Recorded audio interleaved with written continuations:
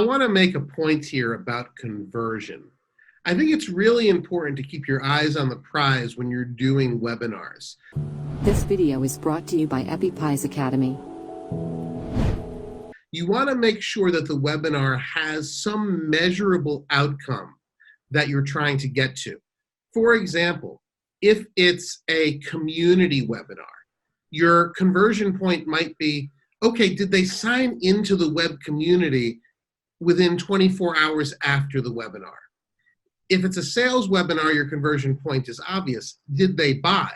But there are other types of webinars, and you need to always have some type of conversion goal in mind, because otherwise you can't measure the success or failure or degree of success of your webinar.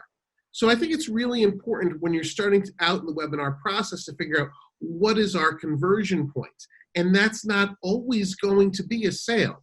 For example, if you're doing a large training webinar to establish yourself as an authority, maybe signing up for your email list in order to get the handout is a conversion point. But figure out what that conversion point is, and then track your conversion rate from webinar to webinar. This is the only way you know whether or not you're improving. If you, for example, in your first webinar, make 1 sale, in your next webinar, sale 2, and then 3, you know you're improving from webinar to webinar. However, if you're not tracking any type of conversion rate and you're doing educational webinars, you're not sure how many people are signing up or what percentage are signing up, you don't know whether or not you're growing.